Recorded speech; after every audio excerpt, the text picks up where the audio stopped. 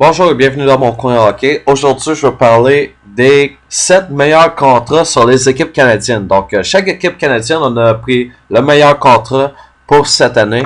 Et en raison des statistiques des joueurs, de leur performance et de leur comparaison avec des joueurs du même statut. On va commencer ici avec le premier joueur des Canucks de Vancouver, c'est Nick Bonino. Nick Bonino qui va remporter 1,9 million jusqu'à l'année 2016-2017. C'est probablement le meilleur contrat. Pourquoi vous dites que c'est le meilleur contrat? Parce que Nick Bonino peut être le joueur de centre numéro 2 des Canucks de Vancouver. Pour un gars qui va prendre la place à Ryan Kesler, qui a marqué 22 buts la saison passée et qui a 26 ans. C'est quoi? Ouais, c'est ça, il a 26 ans. Joueur de centre numéro 2. Il va continuer de se développer puis il a marqué 22 buts l'an passé. 1,9 million, c'est cheap. C'est très très cheap et je suis d'accord, c'est très fortement le meilleur contrat qui a été offert à un joueur pour une équipe canadienne. Numéro 2 ici, pour les Flames de Calgary, on a Mark Giordano. Giordano qui remporte 4 millions jusqu'en 2015-2016. Imaginez Josh Georges à Montréal qui avait également 4 millions par année. La différence entre Georges et Giordano, c'est que Giordano il a terminé dans le top 10 pour le trophée Norris. Quelqu'un qui remporte le trophée Norris, on s'attend à ce qu'il remporte beaucoup plus. Piquet Subban a signé un gros contrat. Johnson, Weber, à Chicago, t'as des gars comme Seabrook, Campbell. Ces gars-là, ils remportent beaucoup plus d'argent. Lui, Mark Giordano, c'est un vétéran, c'est un leader. Il a terminé dans le top 10 pour le Norris, puis il remporte 4 millions. Il est de loin supérieur à Georges. Et c'est comme ça que je vois les choses. Il est supérieur à Georges, il remporte beaucoup moins que l'élite, puis il fait le travail. Pour les Jets de Winnipeg, on a Jacob Trouba. Là, lui, sa situation est très bizarre. Non, pas bizarre, mais c'est spécial. C'est spécial. Dans le sens que 894 000 par année jusqu'en 2015-2016, ça reflète pas ce qu'il mériterait. La seule affaire, c'est que c'est une recrue. Il y a un contrat de recrue, donc 3 ans à ce salaire. Jacob Trouba a tout l'espace pour faire ses preuves. Et l'an passé, 10 buts, 29 points en 65 matchs, c'était sa saison recrue. Là, c'est son, comme on dit en anglais, son sophomore, c'est sa deuxième année. Et à sa deuxième année, il va être capable de performer peut-être pendant 82 matchs. Je m'attends à ce qu'il joue encore une soixantaine de games. Mais on verra bien. Jacob Trouba a déjà récolté 29 points la saison dernière. Il va continuer de se développer. Il va grossir. Il va être plus puissant. Il va être plus rapide. Puis il va être capable de produire plus. Et juste en voyant cela, 894 000 par année, c'est une aubaine. Mais gardez en tête que après la saison 2015-2016, il va falloir renégocier son contrat. Puis là, ça va augmenter. Peut-être qu'il va passer directement à 4 millions. Peut-être qu'il va demander plus. On verra bien. Mais pour l'instant, les Jets ont fait un bon coup en signant immédiatement et en le mettant sur la glace. Parce qu'il est capable de bien jouer et de produire à sa manière. Pour les Oilers d'Edmonton, on a Taylor Hall à 6 millions. Pour commencer, ça peut sembler beaucoup. Mais ici, dans cette phrase, on nous dit que seulement 5 joueurs qui ont fait meilleur que Hall dans le terme de combien de points par match. Taylor Hall a 1,07 points par match la saison dernière. Seulement 5 joueurs ont fait mieux que lui. Et ces 5 joueurs ont en moyenne un petit peu moins que 8 millions par année. Puis Taylor Hall est à 6 millions. Donc ça serait en moyenne une économie de 2 millions par saison sur le contrat de Taylor Hall. Et Taylor Hall est signé jusqu'en 2019-2020. Donc, très bon contrat pour Hall. Il produit. Il est très offensif.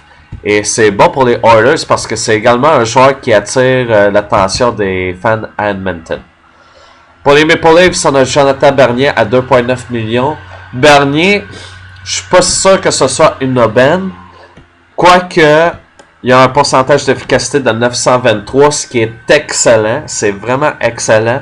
Cependant, pourquoi je sais que c'est pas un si bon aubaine, c'est parce que c'est pas un gardien de but élite. C'est pas un gardien qui a fait ses preuves dans le passé. Il a fait ses preuves en étant un bon numéro 2 puis en disant qu'on avait en lui un bon potentiel. On va prendre une gorge d'eau. Voilà. Le problème que j'ai avec... les problèmes que j'ai avec Bernier, c'est que la saison passée, il y a eu les blessures. Puis également, je l'ai vu accorder des buts qui étaient assez questionnables. Des mauvais buts. Et c'est pour ça que je sais qu'à 2,9 millions, je me dis que c'est le contrat qu'il se devait d'avoir. Donc, un contrat de 3 millions, c'est dans la zone de Bernier pour l'instant, jusqu'à ce qu'il fasse ses preuves. Après qu'il ait fait ses preuves, là, on peut peut-être parler de 3, 3,5, 4 millions. Mais pour l'instant, 2,9, 3 millions, ça semble être la valeur juste pour Bernier. Pour les Canadiens de Montréal, on a Max Pacioretty. Pacioretty qui remporte 4,5 millions jusqu'à 2018-2019. Un bon salaire considérant que c'est un joueur qui a été très efficace, qui supporte à l'attaque. On parle souvent de son gabarit, mais moi ce que j'aime de Pacioretty, c'est ses mains et sa vision. Je le vois pas comme un power forward, mais plus comme un sniper, comme un tireur d'élite. Et ce gars-là, on le voit, il va foncer au filet et tirer. Et c'est ce qu'il fait de mieux, puis c'est pourquoi il a été capable de marquer 39 buts en seulement 73 matchs la saison dernière. Seulement 2 joueurs ont mieux fait que lui, c'est Stamkos et Ovechkin. Ces gars-là, ils remportent quoi? C'est 8, 9... ici, moyenne de 8,5 millions par saison pour ces 2 joueurs. 8,5, Pacioretty a 4,5 millions, c'est le 3e meilleur buteur de la ligue. Aucun doute, Pacioretty obtient un excellent contrat pour l'organisation. 4,5 millions pour un joueur comme Pacioretty, c'est excellent. Pour les Sénateurs d'Ottawa, on a Kyle Turris.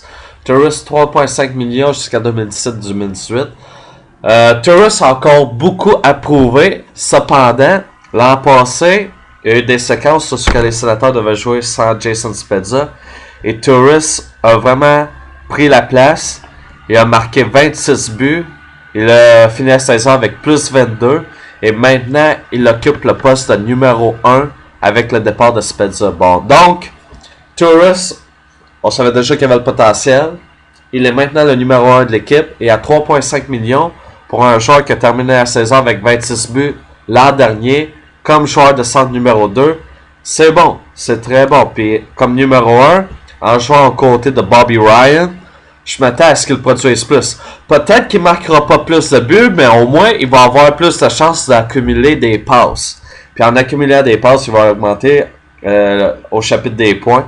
Il va se montrer beaucoup plus efficace, puis il va pouvoir faire sa contribution pour l'attaque des Sénateurs. Donc, qu'est-ce que vous en pensez? Moi, j'ai voté pour Max Pacioretty pour le meilleur contrat. 4 millions pour un gars qui a marqué 39 buts. C'est probablement la meilleure statistique qu'on peut se baser pour évaluer un joueur. Trouba, c'est un bon contrat, mais c'est un contrat de recrue, puis à la fin de son contrat recrue, son contrat va augmenter considérablement. Taylor Hall, c'est un bon contrat, mais ça demeure un contrat au salaire élevé, puis ça peut augmenter encore plus. Giordano, à mon avis, il va rester dans les 4 millions. Ça pourrait faire un excellent niveau. Nick Bonino, seulement 8,6%. J'aurais espéré le voir plus de monde le supporter. Mais à mon avis, oui. Pacioretty, vous avez visité dans le 1000, Montréal. Tous les fans de hockey qui votaient pour Pacioretty, vous avez visité dans le 1000, à mon avis. À mon avis. Puis ici, les petits commentaires. Quels sont les Pacioretty, ça se compare pas. Et quoi d'autre? Des petits commentaires ici là. Pas rien qui attire vraiment mon attention, mais c'est ce que j'avais à dire au sujet des contrats. Dites-moi ce que vous en pensez. Allez voir, c'est cbc.ca. Je vais ajouter le lien dans les commentaires. Allez faire un tour, dites-moi vos commentaires et on s'en reparle un peu plus tard.